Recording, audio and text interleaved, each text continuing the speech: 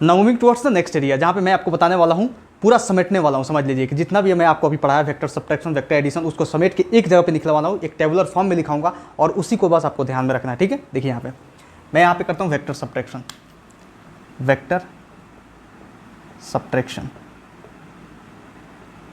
और यहाँ पे वेक्टर एडिशन, वेक्टर एडिशन।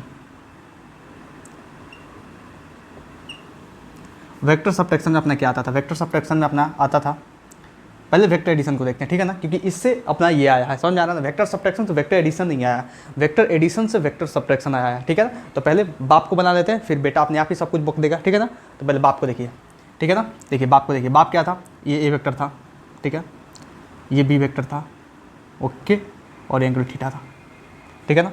तो ऐसा ही सिमिलर डायग्राम यहाँ पे होगा वेक्टर सब्ट्रैक्शन में। ये भैया ए वेक्टर था, ये अपना बी वेक्टर था, एंगल तो यहाँ थीटा था, लेकिन वेक्टर सब्ट्रैक्शन के लिए क्या करते थे? वेक्टर एडिशन को लाते थे। तो यहाँ पे ये माइनस और बी वेक्टर हो गया था, ठीक है ना। ये एंगल हो गया था 180 माइनस थीटा, ठीक है ना, ये हो गया था। तो ऐसा डायग्राम हम इसमें बनाए थे, ठीक है ना, ऐसा डायग्राम हम इसमें बनाए थे, ठीक है। अब यहाँ पर रिजल्टेंट क्या आता था? आपका रिजल्टेंट आ रहा था under root A square plus B square plus 2ab cos theta. कोई दिक्कत नहीं। अब यहाँ पे ये जो डी आता था वो कितना आता था? चलिए मैं डी को यहाँ पे लिखता हूँ, D is equal to under root A square plus B square minus 2ab cos theta. आप इसको 1 नंबर पॉइंट दीजिए इस डायग्राम को, ठीक है, इसको 2 नंबर पॉइंट दीजिए, ठीक है, इस डायग्राम को 1 नंबर पॉइंट, इसको 2 नंबर पॉइंट, ठीक है। देखिए अब यहाँ पे मैं क्या बताया था आपको कि जो यहाँ पे आर होता है इसको बोलाता है रिजल्टेंट ऑफ वेक्टर एडिशन। सब कुछ अच्छे से देखते जाइए, सब कुछ समझ में आएगा, क्योंकि आप लोगों ने पढ़ लिया, ठीक है। बस मैं लिख रहा हूँ, उस पर ध्यान देते जाइए। ये था magnitude of A vector, magnitude of A vector, A में जी लिख रहा हूँ, मैग्नीट्यूड का शॉर्ट फॉर्म, ठीक है ना, मैग्नीट्यूड ऑफ ए वेक्टर बहुत बार लिख चुका हूँ। जो बी था यहाँ पे दिखा रहा हूँ, जो बी था वो था मैग्नीट्यूड ऑफ बी वेक्टर। कोई दिक्कत नहीं होना चाहिए, ठीक है ना। देखिए यहाँ पे, और यहाँ पे जो थीटा था वो था angle between A vector and B vector. Diagram से देख लीजिए, चमक रहा है कि नहीं? डायग्राम से चमकना चाहिए, समझ में आ रहा ना। देखिए यहाँ पे, और यहाँ पे जो डी था अपना वो था रिजल्टेंट ऑफ वेक्टर सब्ट्रैक्शन,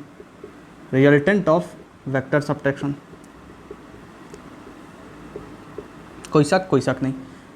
अब देखिए ए क्या था? मैग्नीट्यूड ऑफ ए वेक्टर, था, समझ में आ रहा ना, magnitude of A vector. B क्या था? मैग्नीट्यूड ऑफ बी वेक्टर, था, समझ में आ रहा ना। देखिए यहाँ पे, और जो थीटा था वो एंगल बिटवीन वही था जैसा उसमें angle between A vector and B vector, और 180 माइनस थीटा अगर होता तो angle between A vector and minus B vector, लेकिन ये थीटा है, थीटा की बात कर रहे हैं भैया, क्योंकि यहाँ पे थीटा है, समझ में आ रहा ना। थीटा ए वेक्टर और बी वेक्टर के बीच का angle between A vector and B vector. कोई शक नहीं आया समझ में? यहाँ तक कोई शक नहीं। अब देखिए यहाँ पे, अब थर्ड नंबर में यहाँ पे हम फार्मूला लिखाते थे भैया कि tan अल्फ़ा क्या होगा? tan अल्फ़ा था B sine theta by A plus B cos theta. कोई दिक्कत नहीं, समझ में आया ना आपको? जहाँ पे अल्फ़ा क्या था? अल्फ़ा ये था angle between A vector and R vector. कोई दिक्कत नहीं, ये तो था ही। आ रहा है समझ में आपको? चलिए देखिए, नेक्स्ट में आपको लिखा था 4 नंबर नहीं देंगे भाई, एंगल का ही बात है ना, तो इसको tan बीटा दे देते हैं, क्या दिक्कत है? वहीं बेकार में बर्बाद करके, ठीक है ना। अब यहाँ पे था, अब मैं बताया था कि जब बीटा का वैल्यू निकालिएगा, मतलब tan बीटा का, समझ में आ रहा है ना, जहाँ पे बीटा होगा angle between B vector and R vector, तो उसके क्या करना है? बी के जगह पे 1 कर देना है और ए की जगह पे बी कर देना है, सीधा सा खेल है अपना, ठीक है ना। अब देखिए बी की जगह पे 1 कीजिए तो ए साइन थीटा हो गया ना, बाई यहाँ पे बी हो जाएगा प्लस ए कॉस थीटा। कोई दिक्कत नहीं, मतलब we have to exchange A and B position, समझ में आ रहा है ना। देखिए यहाँ पे हो गया ये tan बीटा, यहाँ पे बीटा क्या है? ये है angle between B vector and R vector. कोई दिक्कत नहीं आया समझ में आपको? वैसे ही इधर चलना है अपने को इधर चलना है, समझ में आ रहा ना। मैं बहुत थोड़ा नीचे लिख रहा हूँ, इसलिए सामने नहीं बैठ रहा है, कोई बात नहीं। देखिए यहाँ पे 3 नंबर, देखिए 3 नंबर में बोलिए यहाँ पे tan अल्फ़ा, तो यहाँ पे हो जाएगा बी साइन थीटा। वहाँ पे क्या करना है? यहाँ पे प्लस है, जहाँ प्लस है यहाँ पे माइनस, क्योंकि यहाँ प्लस था तो यहाँ माइनस चिपका दिया। याद करने का तरीका, तो यहाँ प्लस है तो यहाँ माइनस चिपकाएंगे, यहाँ प्लस है तो यहाँ माइनस चिपकाएंगे, बाकी सब सेम उतार देना, ठीक है ना। B sine theta by A minus B cos theta, जहाँ पे जो अल्फ़ा है वो एंगल है, एंगल बिटवीन सेम है वो alpha, angle between A vector and D vector. D vector क्या है भैया? रिजल्टेंट ऑफ वेक्टर सब्ट्रैक्शन, है ना समझ में आपको? चलिए देखिए यहाँ पे tan बीटा, देखिए वो है अपना A sine theta by B minus A cos theta. कोई दिक्कत नहीं, बस यहाँ पे माइनस चिपका देना, बाकी वही सब सेम चीज़ उतरेगा।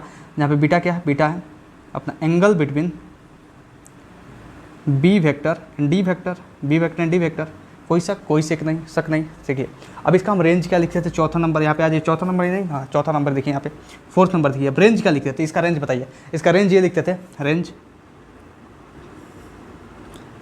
कि a माइनस बी और a प्लस बी, मतलब a प्लस बी के बराबर या उससे छोटा, या a माइनस बी से बड़ा या उसके बराबर।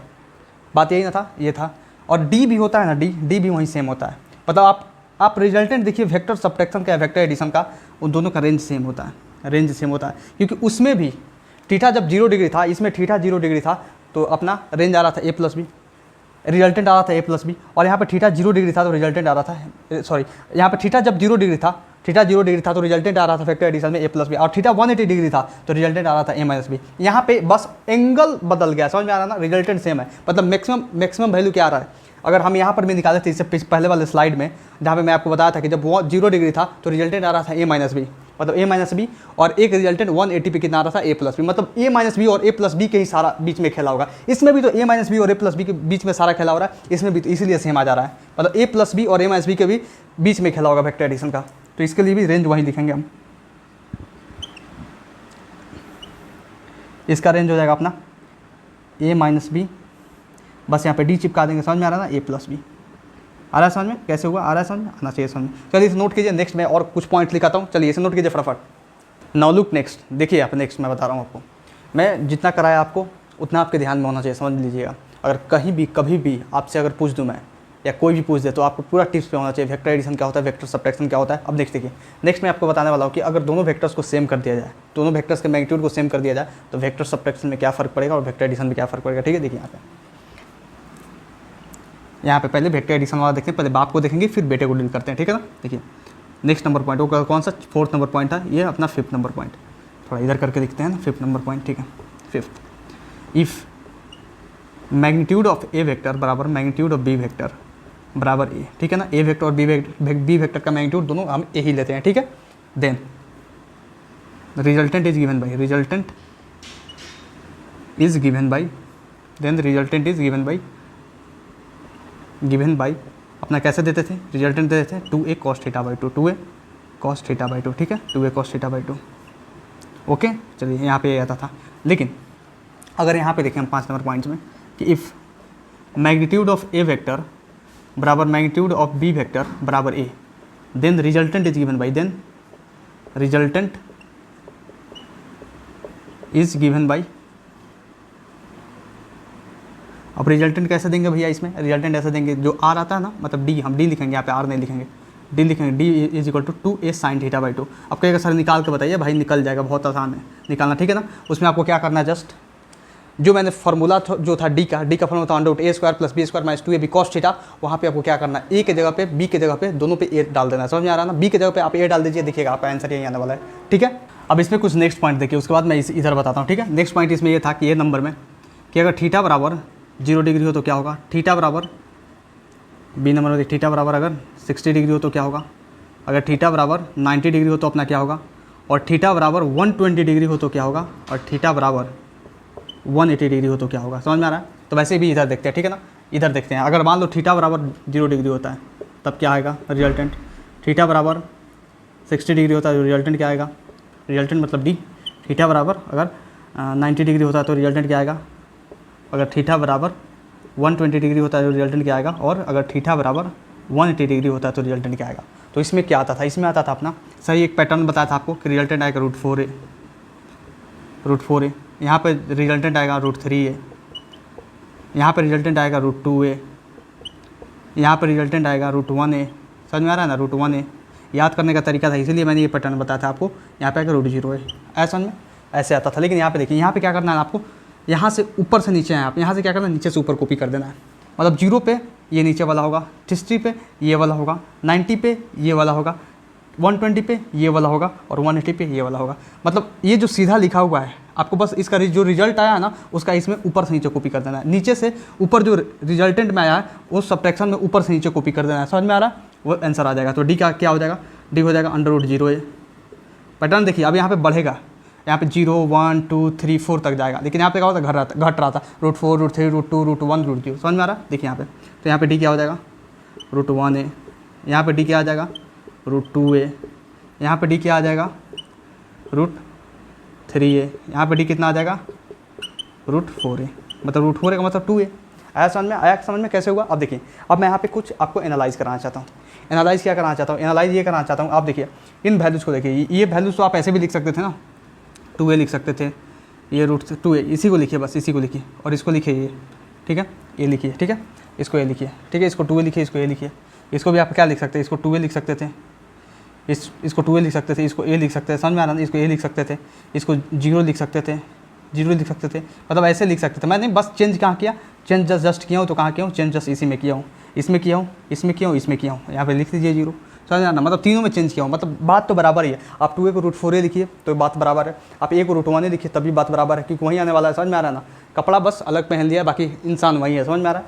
0 को √0a लिखिए, क्योंकि 0 से a को मल्टीप्लाई किया 0 आएगा, मतलब बस यहाँ पे चेंज किया, समझ में आ रहा है। मैंने ये इसलिए दिखाया क्योंकि सोल्व करने पे ऐसे आ रहा था, समझ में आ रहा था, बस मॉडिफाई करके ऐसे किया कि आप याद कर सकें इसे, आया समझ, बस आप याद कर सकें। चलिए इसे मैं घेर देता हूँ, क्योंकि बहुत ज़्यादा इंपॉर्टेंट है ये, इतना ज़्यादा इंपॉर्टेंट है कि आप समझ लीजिए कि पूरा 12th पढ़िएगा ना, 12th ग्रेविटेशन से चालू हो जाएगा इसका इंपॉर्टेंस, बहुत हेवी इंपॉर्टेंस है इसका ग्रेविटेशन से, वहाँ से चालू हो जाता है, और पूरा 12th जो है ना 7-8 चैप्टर में पूरा लगातार यूज होता है, लगातार यूज होता है, आया समझे। अब देखिए यहाँ पे कुछ आपको एनालाइज करना है, एनालाइज ये करना है कि आप देखिए थीटा इक्वल टू 90 डिग्री पे यहाँ पे √2a आ रहा है रिजल्टेंट ऑफ वेक्टर सब्ट्रैक्शन, और यहाँ पर भी थीटा इक्वल 90 डिग्री पे रिजल्टेंट आ रहा है √2a, मतलब ये सेम बात है जो लिखा था प्रीवियस में क्या लिखा था कि at theta equal to 90 degree, at theta equal to 90 degree resultant of vector subtraction and vector addition same. तो यहाँ पर भी लिख लीजिए इफ़ a बराबर b बराबर a, ये भी वो कंडीशन तभी चलेगा चाहे कोई भी कंडीशन हो, इसका कोई रेस्ट्रिक्शन नहीं है, समझ में आ रहा है ना, रिस्ट्रिक्शन नहीं, उसमें भी कोई रिस्ट्रिक्शन नहीं लगाया था, यहाँ पर भी रिस्ट्रिक्शन नहीं लगाता हूँ। तो यहाँ पे नोट करके मैं लिख देता हूँ, ठीक है, नोट करके बहुत सारा पॉइंट लिखूंगा, एक तो पॉइंट ये है और एक पॉइंट और लिखूंगा। पहला, इफ़ थीटा बराबर 90 degree then resultant of if theta बराबर 90 डिग्री then resultant of vector subtraction and vector addition is same always, क्योंकि यहाँ पे कंडीशन लगा दिए तब भी सेम आ रहा है, और वहाँ पे कंडीशन नहीं लगाए थे, ये बी था अलग अलग तब भी था, समझ में आ रहा है। अब देखिए एक और चीज़ आपको एनालाइज करना है, आपको ये एनालाइज करना है कि जब थीटा जब मतलब थीटा 120 डिग्री हो रहा है, तो जितना ए का मैग्नीट्यूड है बी का मैग्नीट्यूड है वो तो सेम माना है मैंने, तो उसी के मैग्नीट्यूड के बराबर आ जाए रिजल्टेंट, देख रहे हैं कि नहीं, आपको समझ में आया, रिजल्टेंट आ रहा है उतना ही आ जा रहा है। तो यहाँ पे लिखेंगे कि इन वेक्टर एडिशन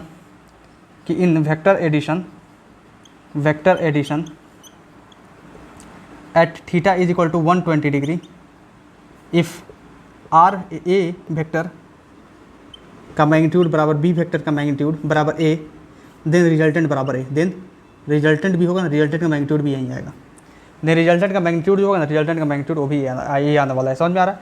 मतलब theta is equal to 1 degree पे तीनों सेम होगा, समझ में, मतलब दोनों वेक्टर का मैग्नीट्यूड भी सेम होगा और रिजल्टेंट भी सेम होगा, ये कहना चाहता है। आप देखिए इसमें वेक्टर सब्ट्रैक्शन में आते हैं, वेक्टर सब्ट्रैक्शन में theta is equal to 60 degree पे, मतलब जो है ना theta is equal to 60 degree पे मतलब वेक्टर के मैग्नीट्यूड के इक्वल आ रहा है ना। तो यहाँ पे देखिए और पॉइंट, 3rd नंबर पॉइंट कि एट इन वेक्टर सब्ट्रैक्शन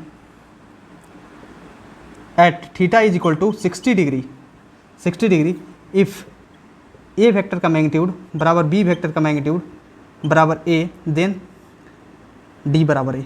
आया समझ में क्या लिखा है मैंने, आया समझ में बहुत अच्छे से समझ में आया होगा, ये बहुत इंपॉर्टेंट है। समझ लीजिए कि जितना भी आपको मैं पढ़ाया हूँ, समझ लीजिए जितना भी पढ़ाया हूँ उसमें से ये जो चार्ट बनवाया आपको, चैट बनवाया इससे प्रीवियस स्लाइड पे, और ये स्लाइड बहुत मोस्ट इंपॉर्टेंट है, समझ लीजिए। मतलब सारा जो वेक्टर एडिशन वेक्टर सब्ट्रैक्शन पढ़ाया उसका समझ लीजिए एक सार है, मतलब समरी है, समझ लीजिए। और इस समरी को आप नोट करते हैं अपने दिमाग में छाप लीजिए, पूरा क्लियर होगा। देखिए यहाँ पे मैं आपको बता दिया कि शॉर्ट ट्रिक कैसे होगा, √4 है, √3 है, √2 है, √1 है, √0 है, समझ में आ रहा है ना। उसी को क्या करना है ऊपर, मतलब ऊपर सही जगह कॉपी कर देना है, मतलब नीचे से ऊपर जो है ना इसको वेक्टर सब्ट्रैक्शन में उसी को कॉपी कर देना है। मतलब देखिए कितना आसान हो गया आपके लिए, बहुत ज़्यादा आसान हो गया कि नहीं, आसान हो गया। चलिए इसे नोट कीजिए फटाफट, मैं नेक्स्ट मूव करता हूँ, ठीक है। चलिए नोट कीजिए।